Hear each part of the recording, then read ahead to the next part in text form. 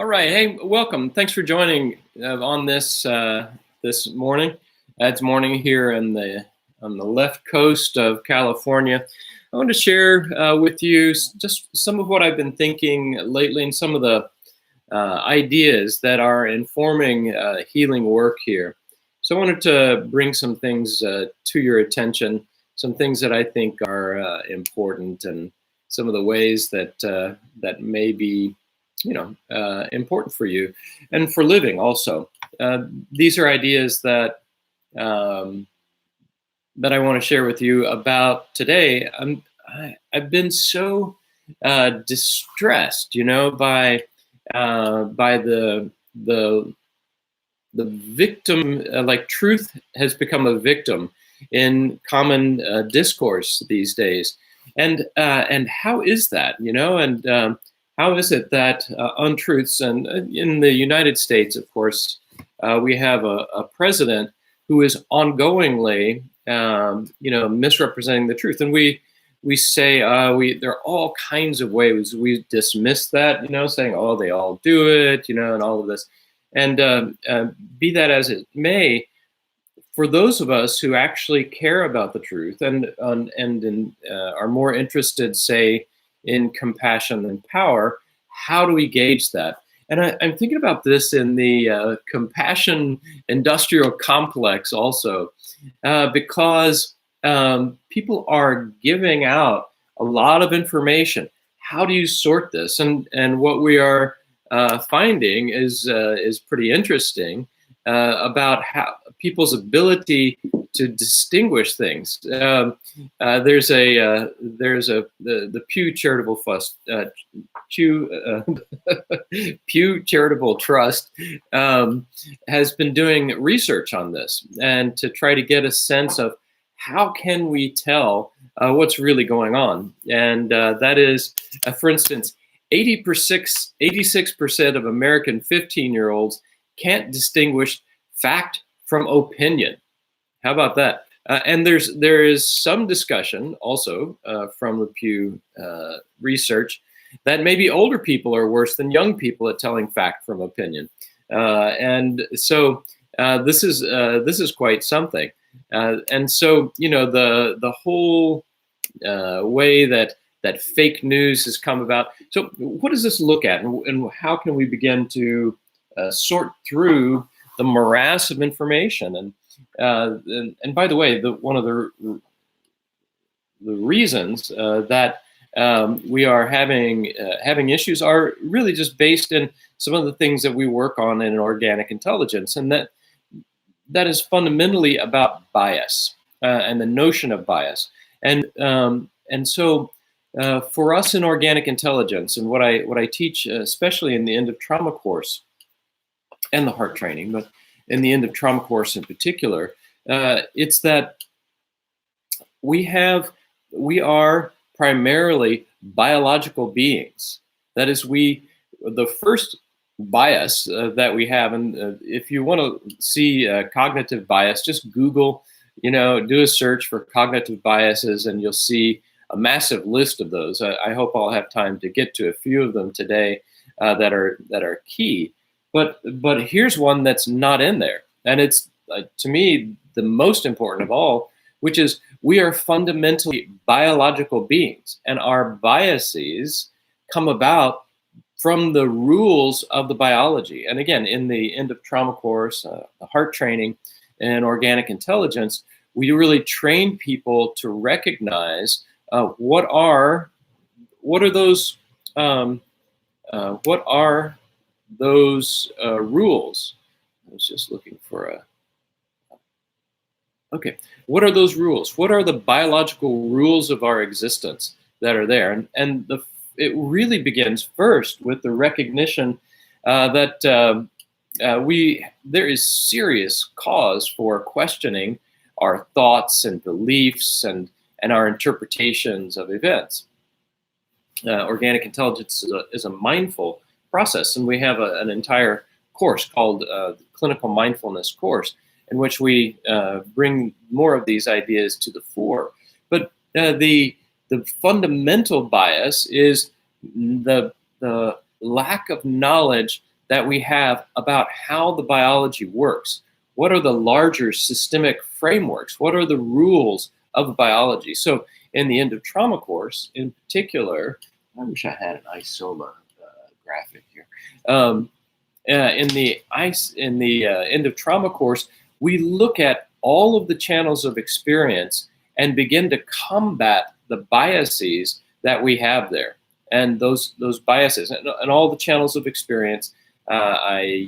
For that I use an acronym, ISOMA, because the soma, the body, is so central in all of this.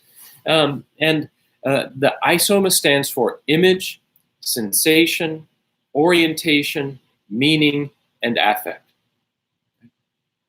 Image, sensation, orientation, meaning, and affect. And in each of those channels, each of our channels of these channels of experience, we have biases about how we interpret things. So the first one is this thinking and this notion that I should believe my thoughts, or the illusion of conscious will is another one. There's a lovely book that I think is called that, The Illusion of Conscious Will, because we tend to think that we are in charge of things and that we are making things happen. One of the biases is called the self-serving bias, where we attribute successes and positive outcomes to our doing, but when we face failure and negative outcomes, we tend to attribute these events to other people or context, right? And so the same way, the fundamental attribution error is another major error category. We look for contextual excuses, environmental excuses for our failures, and then we generally blame other people for their characteristics for their failures. That is, for us, if I make a mistake or a failure, it's like, oh well, there was a situation that made that happen. When somebody else has a failure, that's due to their character. That's characterological. Let me show you this ISOMA framework here. That's image, sensation, orientation, meaning, and affect. And so we look at all of these areas in order to begin to navigate these important biases, like the confirmation bias. The confirmation bias is where we favor ideas that confirm our existing beliefs and what we think we know. And where's the other one? I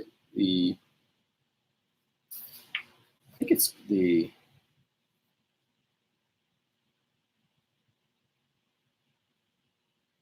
Yeah, this self-serving bias also is there is a bias in which there's a confirmation bias also, in which we favor ideas that confirm our existing beliefs, right? And so we have a thought like, oh, I am a person who is a nice person, and then I begin to see all the ways that I am nice, and I lose the disconfirming evidence. I confirm that. That's particularly important for those of us that are therapists, those of us that are working, because we tend to think we are doing such a great job and we ignore the disconfirming evidence. So for those of us, again, in the compassion industry and the teaching industry, everybody is a great fan of their own approach. That's right, because we don't look for disconfirming evidence. We don't look for that. We look for the confirming evidence. And that's why research is so important. Research is really key, and to have a process that is developed out of research likewise is key, because otherwise we are just doing the self-reinforcement process. And that is, along with the understanding that we are biological beings, that is the other bias that our biology has. Our biology has agendas, and those agendas in particular are one, to not change and not die, not shift things. In other words, there's this great study, that I've cited before from the Gazaniga group, and in that study, people who had grand mal seizures had the corpus callosum cut. It's a radical therapy at the time, and the corpus callosum is the network of neurons and interneurons that connect the two sides of the cortex. So there's a bridge. There's a bridge that information crosses over back and forth. And so this corpus callosum was cut. And so is literally that the left side didn't know what the right was doing. So in one channel, the experimenter would say, okay, I'd like you to wave. And the person begins to wave. And then in the other channel, they say, and why are you waving? They go, oh, because I thought I saw somebody I knew. And then in this channel, they say, okay, we'd like you to laugh. And the person starts to laugh. And then in this channel, they're saying, oh, and why are you laughing? They say, oh, because you're such a funny person. Right? In other words, the mind is giving reasons that justify what's happening. But this is the important part. The cognitive process of that, the biological process of that, doesn't much care about the truth, right? And so really what we are saying to ourselves and the explanatory events that we are having in our own minds may have very little to do with what's actually going on. And so we live in the face of a giant mystery about really what is going on. And then we can gain guidance with knowledge once we understand that what's a reliable source. What is a reliable source of information? And that's what I want to begin to get at, because we tend to go to sources that simply confirm and reconfirm what we believe already. That's part of this biological trend also, which says stay the same. Why would we stay the same? Well, because our systems are working. There is this framework, there is an ethos, there is an intention that is biological, that is survival. And it says that even if things aren't working great, you're still here, so don't change it. And it's really true, because systems, what we understand from systems theory, is that systems move from one metastable state to another metastable state to another metastable state, up and down and so on. And so if you get a stable state, that's what you want, because a change, the biology doesn't necessarily have a way to assess whether a system change is a change that is a change of evolution or it is a change of falling apart. And so that's really why then the biology says, okay, we're just going to reinforce the status quo. We're going to reinforce the status quo. There are, maybe for another day, there's a whole set of really interesting research around people that tend to be novelty seeking versus consistency seeking. But we at Organic Intelligence talk about sameness and staying the same in terms of a vital concept that I want you to begin to think about, because it is the concept that changes the entire framework of what we think of as trauma. What I'm advocating that we begin to think about, and what I think the science can support, is that we should let go of these notions of our cognitions and psychology and begin to understand the language of our biology. So one of the rules that we are subject to, one of our biases is that the biology wants to stay the same, and then it wants to justify that. It wants to justify what you're doing, right? The person is waving, going, oh, I thought I saw somebody I knew. And that justification isn't just, oh, you're all right, because our biology is less an individual biology than being thought of or recognizing that we're a group biology. We are, as a species, we are uniquely tribal. we're uniquely tribal. And so our thoughts and our justifications aren't like, oh, I'm okay, you're okay, as if that has something to do so much with the individual, although that's there. Instead, there is an intent, again, based in the understanding of our biology that says, oh, you're waving because you thought you saw somebody you knew. The import of that, the reason that that's important isn't just so that you won't be wrong, it's so that you won't be kicked out. It says, hey, your ideas, they're all helpful, they're all understandable, it's going to make sense. You're still a part of the tribe, right? Why is shame such an important variable? Why is shame such a potent reinforcer? Because it threatens us with being on the outside. It threatens us with exile. And exile is one of the most potent tools of reinforcement for us.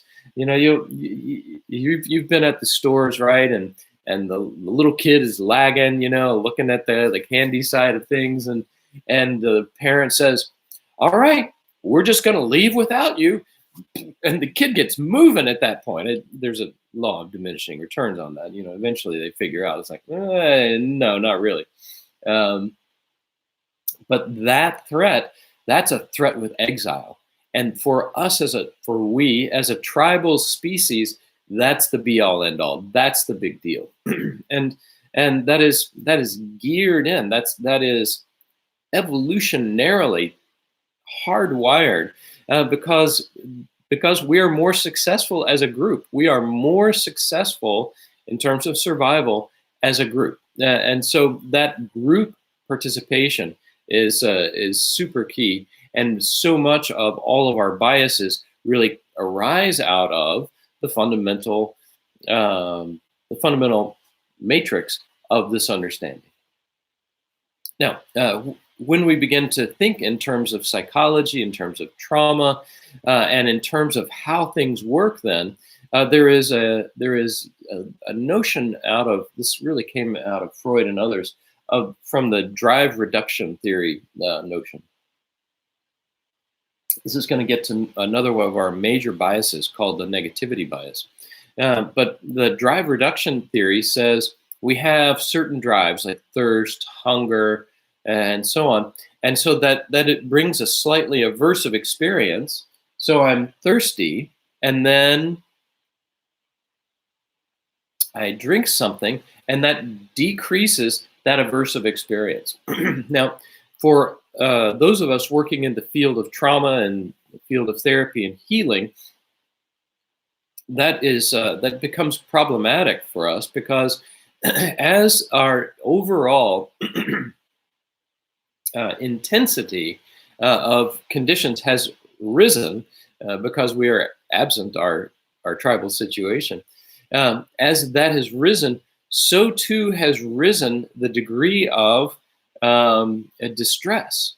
And so therapy models now really have been based in this negativity bias. And the negativity bias says simply that what happens is that you have what feels unpleasant, and then that decreases, and then you feel more pleasant. And that's the addiction framework. That's the framework of reinforcement that says ultimately for us humans that the way to feel better is by feeling worse first. So the way to feel better is by feeling worse first. And so we seek out conditions that actually can include therapy. We go into therapy, and in one way or another, the therapist asks us, because we need some kind of change. We go into therapy for some support and some change. And the therapist basically says, what do you want to change? And that's the same question as saying, what's wrong? What's wrong? And then as we begin to think about what's wrong, our state and our thoughts begin to shift into feelings that are not as positive. And that's to be expected, of course. But those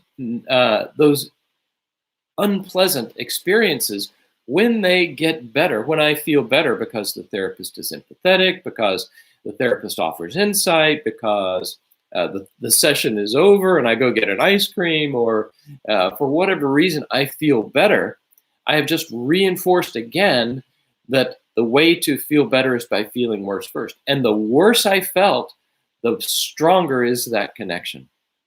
So the more intense therapies actually reproduce those high intensity experiences. And so the negativity bias is just that. The negativity bias is then a result of that. Negativity bias says, I'm always looking for what's wrong. We call it the what's wrong attention in organic intelligence.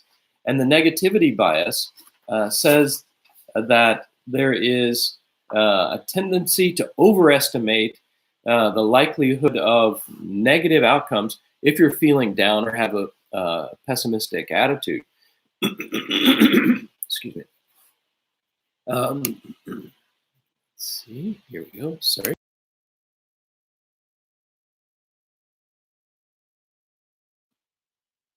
And the negativity bias keeps us looking also for what's wrong.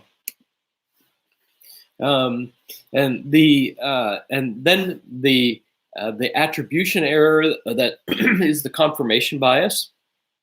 We're looking for what's wrong, and when our systems of survival are jacked up, the fight, flight, and freeze system, they all are giving this signal like, oh, there's something wrong. And then I'm looking, if I can't find what's wrong, then there's something that's really wrong. If I can't locate a source of what's wrong, then there is something really wrong. If I do, and in that way, there's the confirmation bias. See, I told you there was something wrong. Or maybe I make this up. Maybe I find something that's wrong. And the use of projection is a classic there. That is, we look around and then we have a feeling like, oh, there's something wrong. And then it's like if you're in a relationship, you're saying, oh, this person, they're thinking, things about me, or that individual is not so good. And right there is a whole host of biases that come in there, including the in-group bias. And so this whole notion of in-group and out-group comes in here because we tend to have an unfair favoring of people in our own group. And this begins to come now to the very essence of why we want to look at biases, because how we define our group is really key. Like what we need in order to be together is really key, and how you choose your group is really key. In organic intelligence, we advocate for identifying our group as being our family, and to identify our family as being the human family, right? This larger framework, that's our in-group. Our in-group is the human family. And the reason that we can't normally, and the reason that people don't do that normally, is because the systems of fight and flight and freeze are going. Our systems are so accelerated and so much in survival mode that we begin to have relationships and identify our groups based in maneuvers of safety rather than maneuvers of identification with what is our in-group now, which is the human family. And those safety maneuvers really are a function of what kind of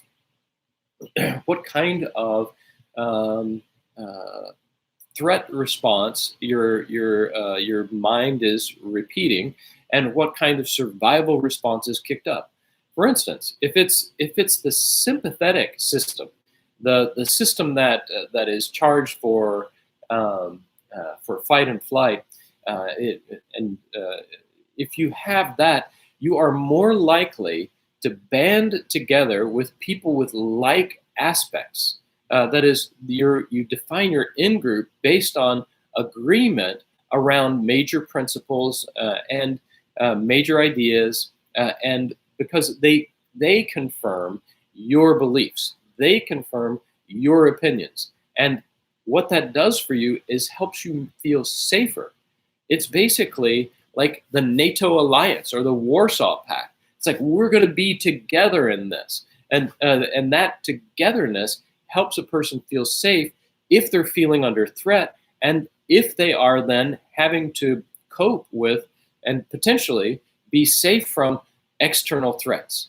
So let's get together with people who identify those folks are the bad ones. That's the out group. And if you agree with me on that, we're the in group, and we feel safer because of that.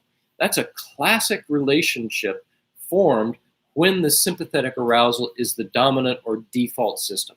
That is, we form an in group based on agreement and confirmation of who's good and who's bad. And politicians are doing this all the time, right? The negative campaigning will never stop. Why? Because we identify those folks as being the bad ones, and everybody with the sense of threat that is there, and it's just about everybody these days. Everybody with a sense of threat then says, "Oh yeah, it's those folks that are the bad ones. Yeah, they're doing the bad things." And the notion of this bias is key, because what we found out is that if you simply online, for instance, if you simply repeat things enough, it becomes true. That is, people have lost the ability for critical thinking to a great degree, and then we gauge truth by how much we hear something. So in social media, like in the United States in the last election, the Russians were priming the pump of beliefs and conspiracy theories, and there was this bombardment of an opinion that had no basis in fact whatsoever. And so, if we hear it enough, it serves that purpose of feeling true, because I'm hearing it from a lot of different sources. Hey, that's from my in group. Those folks, that's from my in group, and I'm hearing the word from my tribe, and that's how I begin to feel that things are true, right? So we have our job cut out for us in that way. By the way, the relational stance of the freeze system is a little different. The freeze system says, you do your thing and I'll do my thing, and we'll just do it together. Freeze is a situation of vulnerability, of heightened vulnerability interpersonally. Freeze looks like the person is not responding all that much, that they're not feeling, but in fact the feeling is so high that their system is having to shut down emotion and shut down sensation and shut down channels of input from our isoma channeling, but it creates a different relational stance, actually. And that relational stance is, give me some space. Don't send too much information my way. So in organic intelligence, we are creating classes, courses for education so that we can do critical thinking better and be freer from the effects of fight and flight and freeze. And lastly, just to follow up on this one thought, that is the notion of where we have to begin to take action, or what is too much, like what is too much information, what is too much stimulation.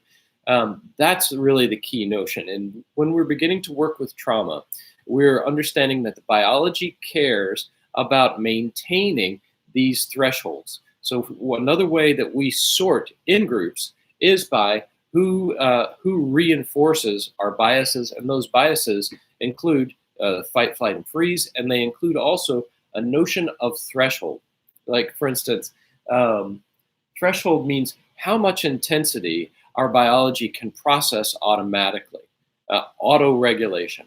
How much intensity, how much emotional intensity, how much sensation intensity, how much cognitive intensity, how much of that can I handle before I begin to really approach the threshold of too much.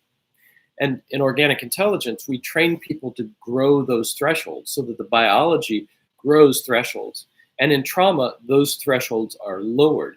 And there is, in organic intelligence, there is an ideal intensity threshold that emerges through our process. And when we when we have experience that the biology wants to produce that is at that threshold, then the threshold grows. It's like a workout for the thresholds. So that's the thing I wanted to get at today, um, and we will. Kevin, just there's a question about an infant or toddler having a negativity bias. We'll look at the ACEs study again before too long. That's one of the areas of research that I want to get to, because ACEs talks about early adverse childhood experience, and there are definitions of that are used for the assessment, but many of us believe that that assessment probably needs to include pre and perinatal stress. That is, the whole nature and the whole environment that is being created for the infant nervous system is happening in utero, and there are certain stresses and certain early challenges that predispose a system to to miss its threshold. When I talk about an ideal intensity threshold, the reason we don't grow back is because there is this. The reason we don't grow our thresholds automatically or naturally is because the system says keep it the same. Keep it the same. So people's experience either goes over threshold or under threshold. And we've developed a way of understanding how to help that system reach that threshold so it grows, so that all of life then can be experienced as a sub-threshold experience. That is, it's experienced without challenge. It's experienced as interest and engagement, and we get that ventral vagal system going again. And we then can allow all of this humanity to be family. That is, we don't have to choose people as part of our out group. We recognize everybody. We're all in the same big boat, and that same big boat is the planet Earth, and that is our home. So thank you for joining. I'm gonna join us. I'm gonna do this again. If you want, I'd love to have your company. I'll be a little earlier next week, but in any case, we'll look forward to your participation. I think we're going to go for 8 o'clock a.m. next time on Pacific time, and that'll be 11 a.m. Eastern. Okay, and hopefully those of you in Europe will be able to stay up and see it. All right, great to see you. Thank you for being a part of this, and look forward to subscribing. Please subscribe to this channel and look for us in the End of Trauma course. I'll put some resources up here for you, and see you next week, 8 a.m. Pacific time.